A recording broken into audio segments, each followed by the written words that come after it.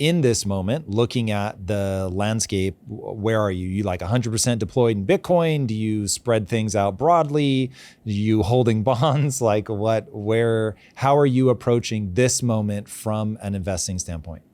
Yeah, good question. I mean, fortunately, I have better answers there than on what public policymakers should do, because that's always the hard part. The way that I've approached investing for myself and my clients is I generally say a three-pillar portfolio. So most people they think of the 60-40 portfolio, so 60% stocks, 40% bonds.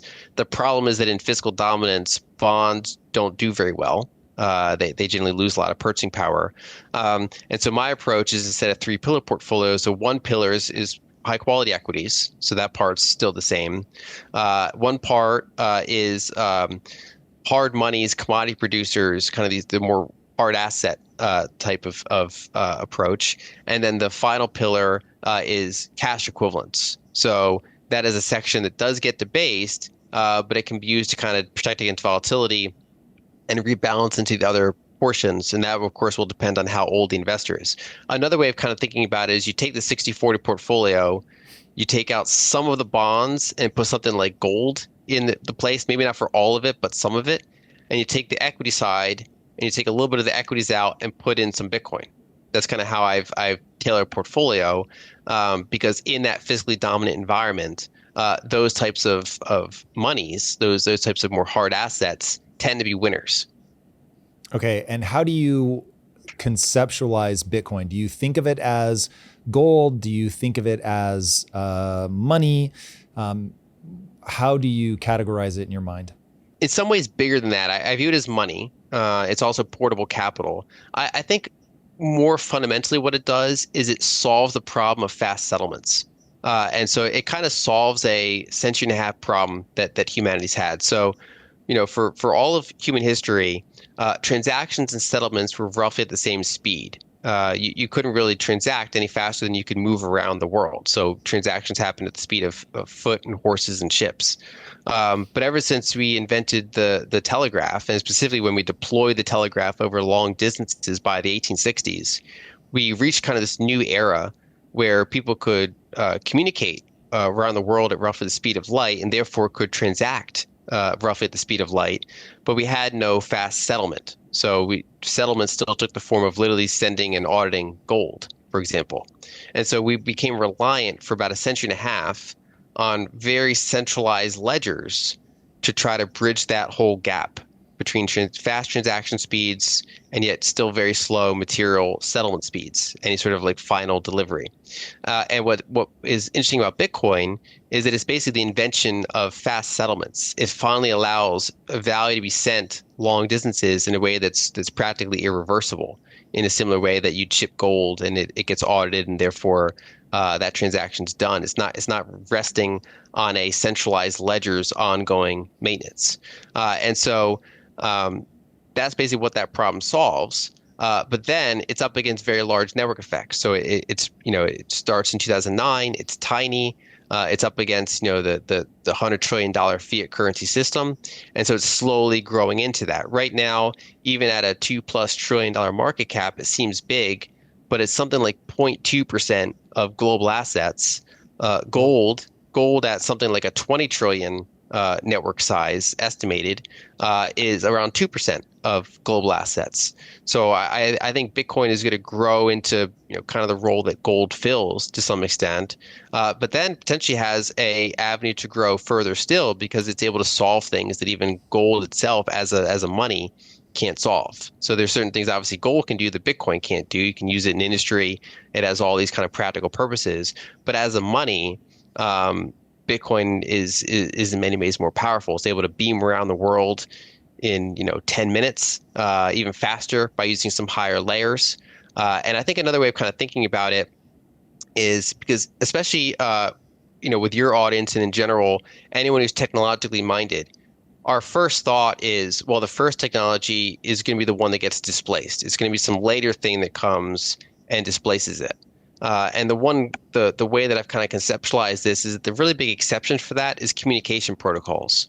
Those so far tend to have a very long life cycle of lasting. So whether it's Ethernet, whether it's simple mail transfer protocol, whether it's TCP/IP, whether it's USB.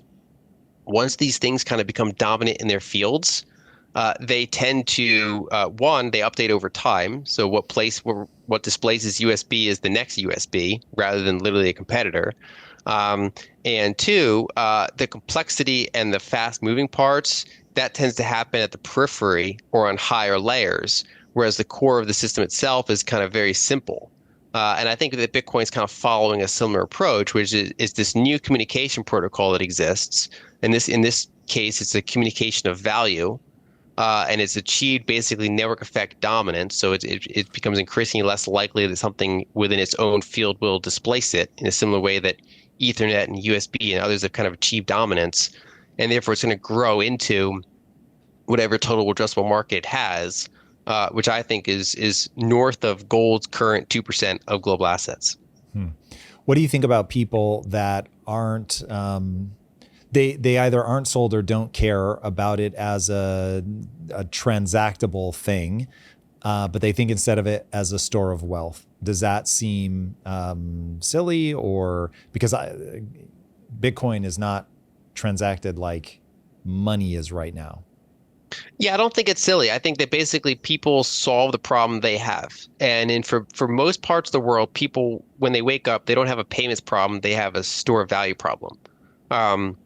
That's something that people in developing countries have. And then even in developed countries, we just have a slower version of it, is where are we going to store our value? So that's something that basically 8 billion people in the world have as a problem.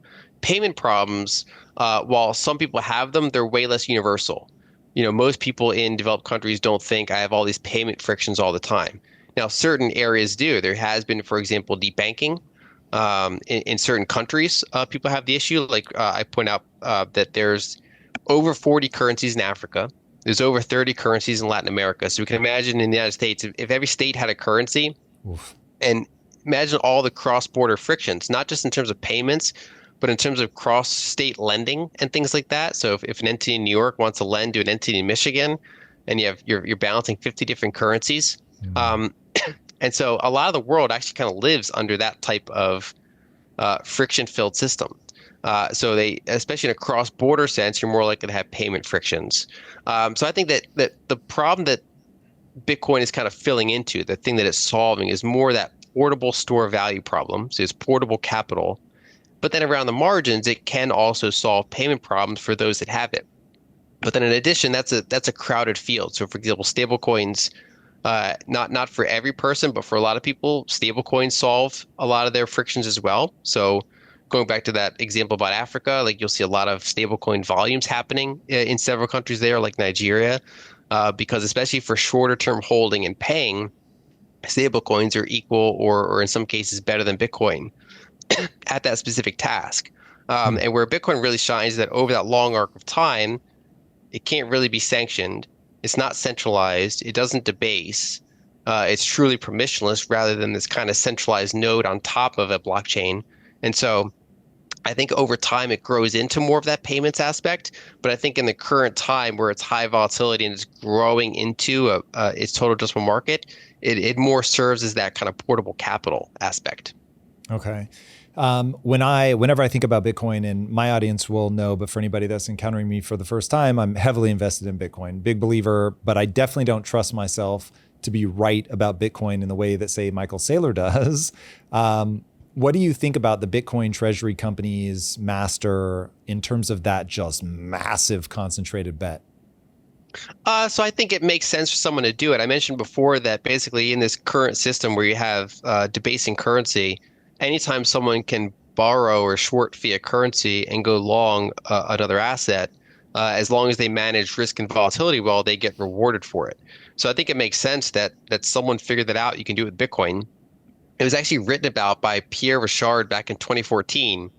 He wrote an article called Speculative Attack, and he's like, someone's going to figure out that if you can borrow fiat currency and buy Bitcoin, you're just going to keep doing it over and over and over again.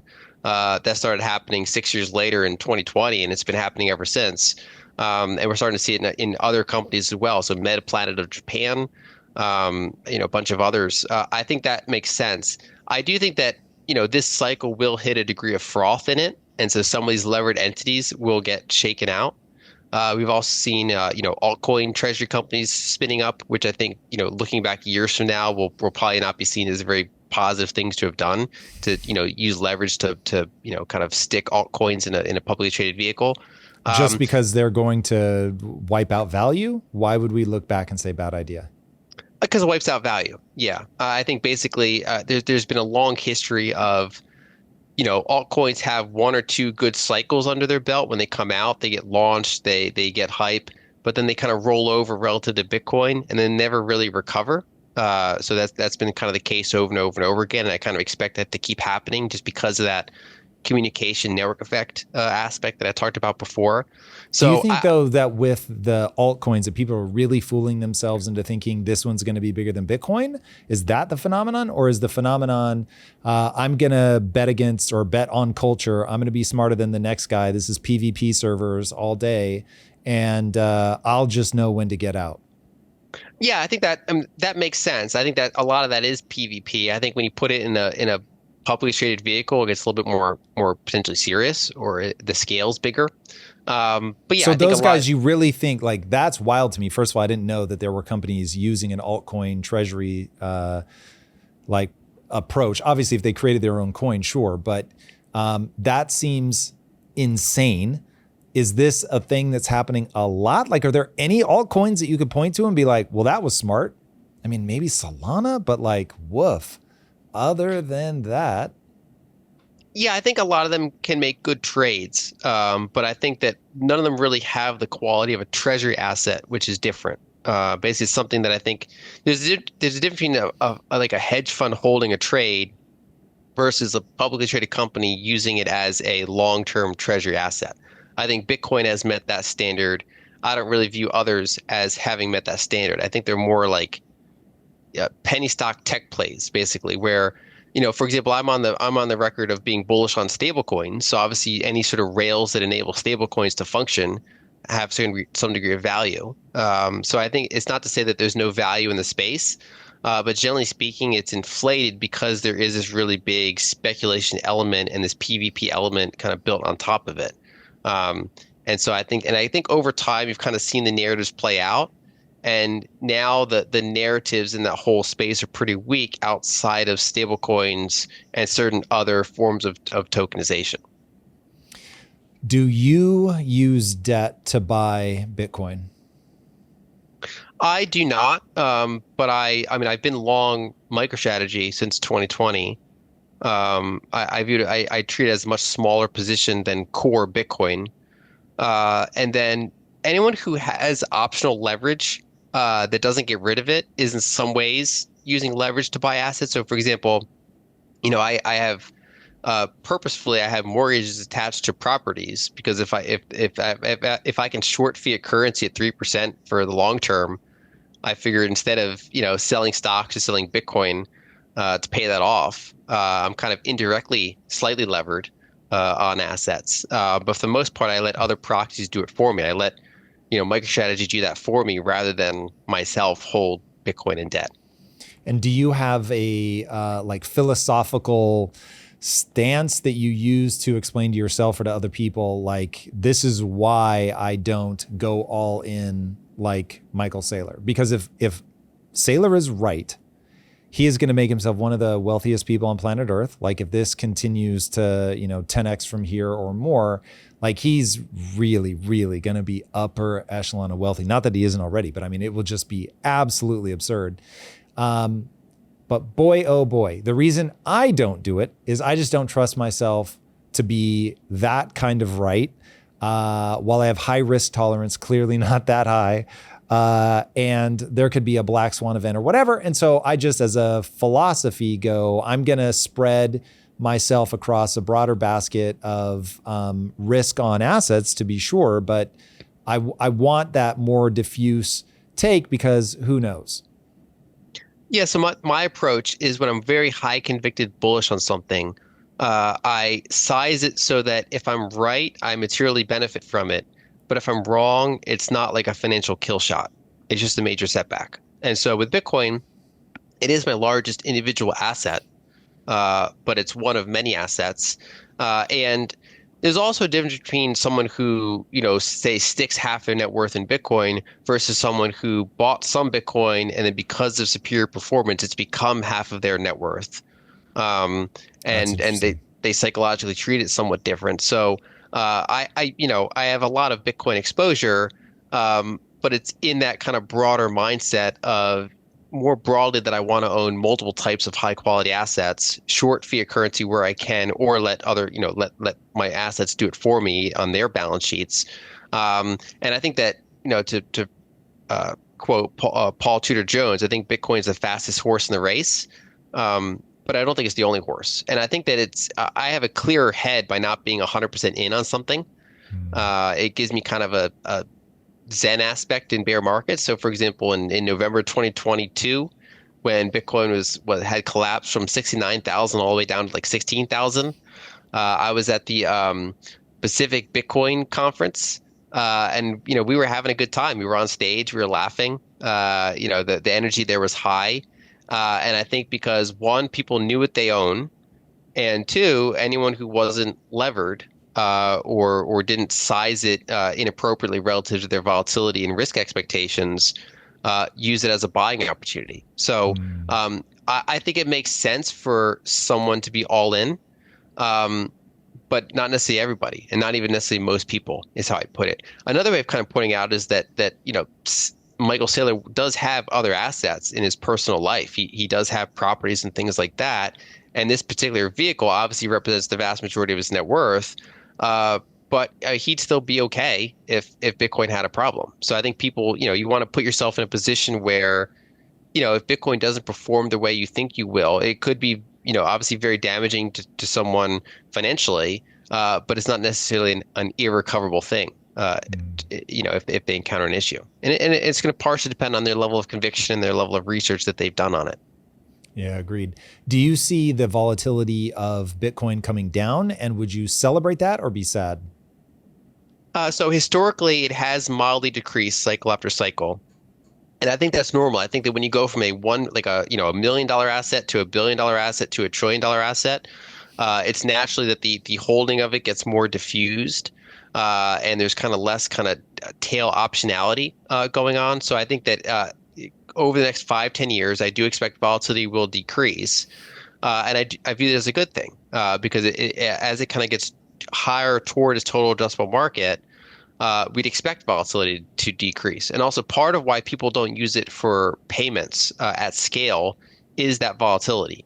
So you can't really price things in it because of that high volatility. We still live in a very fiat world. Our liabilities, either in debts or in just ongoing obligations, rent, mortgages, things like that, our expenses are in fiat currencies around the world. So people can't really price things in Bitcoin. If Bitcoin does get much larger and more liquid and the volatility goes down, that actually opens the possibility where people could price things more readily directly in Bitcoin, especially when you're talking about a context where, a continent with 40 currencies, and it can become more of a standard that people use. So I do expect volatility to decrease, and while the downside is it takes away from the explosive return potential over time, I think the upsides outweigh it. But I also think we have much more to go, most likely, before that volatility gets, to what we consider low, like gold.